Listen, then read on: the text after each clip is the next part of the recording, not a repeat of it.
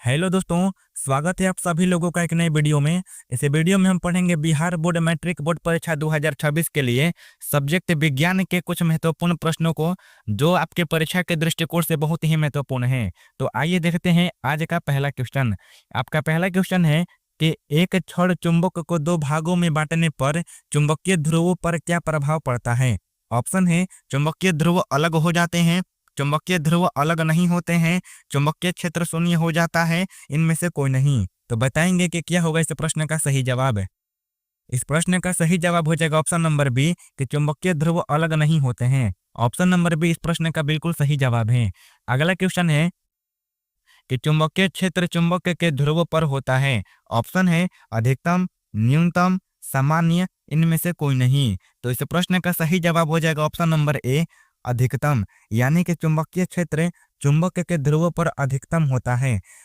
अगला क्वेश्चन है कि किसी चालक तार से विद्युत धारा प्रवाहित करने पर तार के ऊपर तथा नीचे चुंबकीय क्षेत्र पैदा होते हैं। ऑप्शन है सामान्य प्रकार के, विपरीत प्रकार के, किसी भी प्रकार के नहीं, इनमें से कोई नहीं। तो इस प्रश्न का सही जवाब हो जाएगा ऑप्शन नंबर बी विपरीत प्रकार के।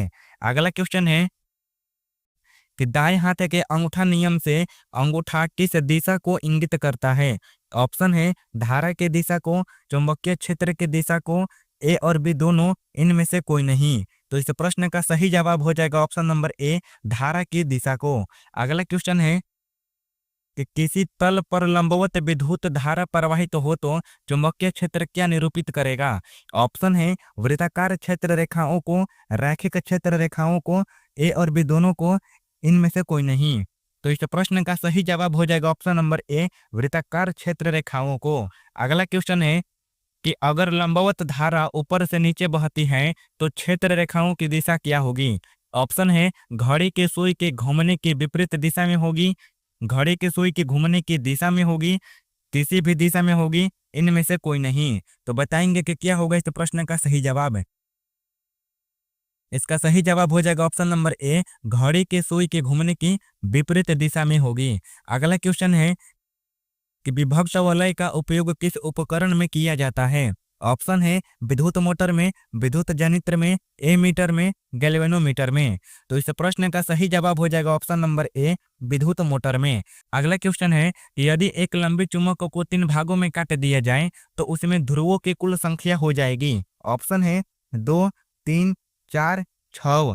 तो इस प्रश्न का सही जवाब हो जाएगा ऑप्शन नंबर डी 6। यदि एक लंबी चुंबक को 3 बराबर भागों में काट दिया जाएगा तो उसमें कुल ध्रुवों की संख्या 6 हो जाएगी।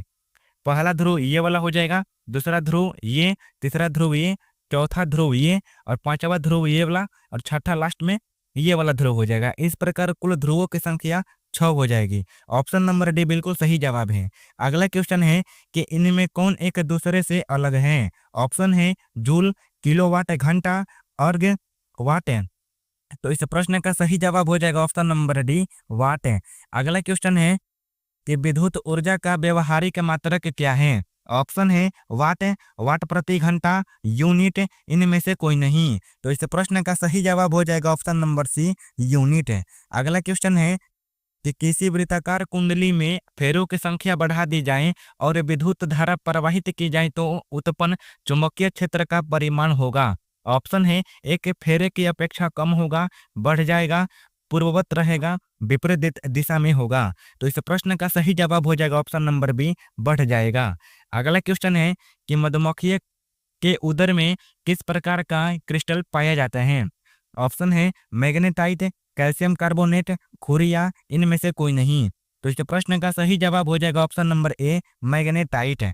अगला क्वेश्चन है कि सीधे चालक तार पर चुंबकीय क्षेत्र से लगने वाले बल की दिशा जानने के लिए किसका उपयोग किया जाता है। ऑप्शन है कि फ्लेमिंग के बाएं हाथ नियम का, फ्लेमिंग के दाएं हाथ नियम का, दाएं हाथ के नियम का, मैक्सवेल के स्क्रू नियम का। तो इस प्रश्न का सही जवाब हो जाएगा ऑप्शन नंबर ए फ्लेमिंग के बाएं हाथ नियम का। अगला क्वेश्चन है कि चुंबकीय क्षेत्र में एक धारावाही छड़ पर लगने वाला बल किसके लंबवत होता है। ऑप्शन है छड़ की लंबाई के, चुंबकीय क्षेत्र के, ए और बी दोनों के, इनमें से कोई नहीं। तो इस प्रश्न का सही जवाब हो जाएगा ऑप्शन नंबर सी ए और बी दोनों के। अगला क्वेश्चन है कि किसी धारावाही कुंडली के गर्भ में चुंबकीय पदार्थ को रखने पर किस प्रकार का क्षेत्र उत्पन्न होता है। ऑप्शन है द्विबल चुंबकीय क्षेत्र, सामान्य चुंबकीय क्षेत्र, बल चुंबकीय क्षेत्र, इनमें से कोई नहीं। तो इस प्रश्न का सही जवाब हो जाएगा ऑप्शन नंबर सी, बल चुंबकीय क्षेत्र। अगला क्वेश्चन है कि शरीर के अंदर विद्यमान चुंबकीय क्षेत्र के आधार पर ज्ञात किए जाते हैं। ऑप्शन है विभिन्न अंगों के प्रतिबिंब, विभिन्न अंगों के रोग, हृदय की गति, इनमें से कोई नहीं। तो इस प्रश्न का सही जवाब हो जाएगा ऑप्शन नंबर ए, विभिन्न अंगों के प्रतिबिंब। अगला क्वेश्चन है कि हमारे शरीर की तंत्रिका कोशिकाओं में बहने वाली अति सूक्ष्म आयन धाराएं उत्पन्न करती हैं। ऑप्शन है विद्युत क्षेत्र, चुंबकीय क्षेत्र, ए और बी दोनों, इनमें से कोई नहीं। तो इस प्रश्न का सही जवाब हो जाएगा ऑप्शन नंबर सी, ए और बी दोनों। अगला क्वेश्चन है कि किसी चुंबक के चारों ओर का क्षेत्र जिसमें आकर्षण और प्रतिकर्षण बलों का अनुभव किया जा सकता है वह कहलाता है। ऑप्शन है विद्युत क्षेत्र, चुंबकीय बल, चुंबकीय क्षेत्र, इनमें से कोई नहीं। तो इस प्रश्न का सही जवाब हो जाएगा ऑप्शन नंबर सी, चुंबकीय क्षेत्र। अगला क्वेश्चन है कि किसी परिनालिका के भीतर सभी बिंदुओं पर चुंबकीय क्षेत्र होता है। ऑप्शन है समान होता है, असमान होता है, कोई निश्चित नहीं है, सभी कथन सत्य हैं। तो इस प्रश्न का सही जवाब हो जाएगा ऑप्शन नंबर ए, समान होता है। अगला क्वेश्चन है कि विद्युत जनित्र में यांत्रिक ऊर्जा को किस ऊर्जा में परिवर्तित किया जाता है। ऑप्शन है प्रकाश ऊर्जा को, स्थितिज ऊर्जा को, विद्युत ऊर्जा में, गतिज ऊर्जा में। तो इस प्रश्न का सही जवाब हो जाएगा ऑप्शन नंबर सी, विद्युत ऊर्जा में। अगला क्वेश्चन है कि एक सीधी ऊर्ध्वाधर चालक से विद्युत धारा का प्रवाह होता है तो चुंबकीय क्षेत्र रेखाएं किस प्रकार की होती हैं।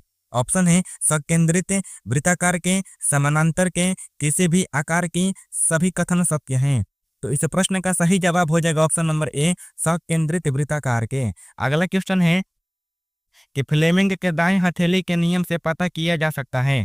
ऑप्शन है धारावाही तार पर चुंबकीय क्षेत्र से लगने वाले बल की दिशा, प्रेरित धारा की दिशा, सीधे धारावाही तार से पैदा चुंबकीय क्षेत्र की दिशा, कोई नहीं। तो इस प्रश्न का सही जवाब हो जाएगा ऑप्शन नंबर बी, प्रेरित धारा की दिशा। अगला क्वेश्चन है कि फ्लेमिंग के वाम हस्त नियम में बाएं हाथ की तर्जनी संकेत करती है।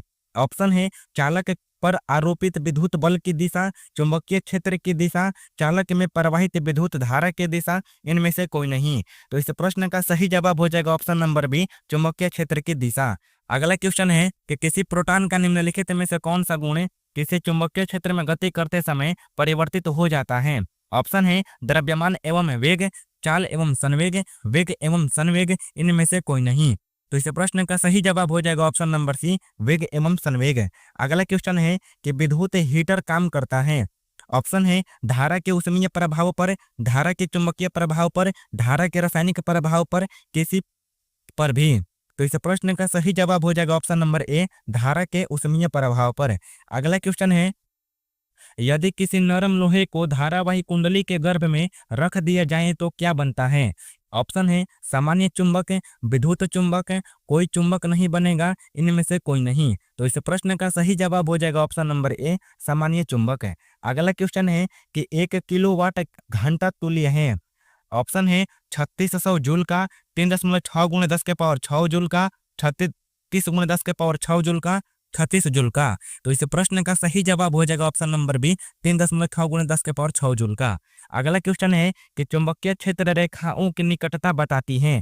क्षेत्र का मान, मान और दिशा, क्षेत्र की दिशा, इनमें से कोई नहीं। तो इस प्रश्न का सही जवाब हो जाएगा ऑप्शन नंबर ए, क्षेत्र का मान।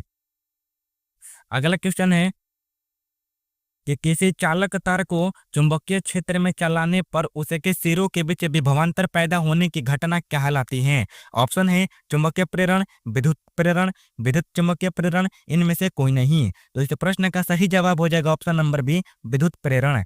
अगला क्वेश्चन है और आखिरी क्वेश्चन कि अतिभारण के समय विद्युत परिपथ में विद्युत धारा का मान कितना होता है। ऑप्शन है बहुत कम हो जाता है, परिवर्तित नहीं होता है, बहुत अधिक बढ़ जाता है, इनमें से कोई नहीं। तो इस प्रश्न का सही जवाब हो जाएगा ऑप्शन नंबर सी, बहुत अधिक बढ़ जाता है। तो दोस्तों ये थे आज के आपके 30 बहुत ही महत्वपूर्ण ऑब्जेक्टिव क्वेश्चन जो कि आपके परीक्षा के दृष्टिकोण से बहुत ही महत्वपूर्ण थे। अब आप सभी लोगों का होगा एक छोटा सा टेस्ट कि आप लोगों ने वीडियो को कितना ध्यान से देखा है। तो आइए देखते हैं टेस्ट का पहला क्वेश्चन कि यदि किसी नरम लोहे को धारावाही कुंडली के गर्भ में रख दिया जाए तो क्या बनता है। ऑप्शन है सामान्य चुंबक, विद्युत चुंबक, कोई चुंबक नहीं बनेगा, इनमें से कोई नहीं। तो इस प्रश्न का जवाब आप सभी लोग कमेंट बॉक्स में कमेंट करके बताइएगा। एक और क्वेश्चन है कि 1 किलोवाट घंटा तुल्य है। ऑप्शन है 3600 जूल का, 3.6 गुणे 10 के पावर 6 जूल का, 36 गुणे 10 के पावर 6 जूल का, 36 जूल का। तो इसका भी जवाब आप सभी लोग कमेंट बॉक्स में कमेंट करके अवश्य बताइएगा। तो दोस्तों आज की वीडियो से बस इतना ही। आशा करता हूं कि आप सभी लोगों को वीडियो अच्छी लगी होगी। वीडियो अच्छी लगी हो तो वीडियो को लाइक अवश्य कीजिएगा, और जितने भी भाई बहन इस चैनल पर पहली बार आए हैं वे सभी चैनल को सब्सक्राइब अवश्य कर लेंगे, और साथ में ही बेल आइकन पर ऑल क्लिक कर देंगे। वीडियो देखने के लिए बहुत बहुत धन्यवाद। मिलते हैं अगले वीडियो में, तब तक के लिए जय हिंद।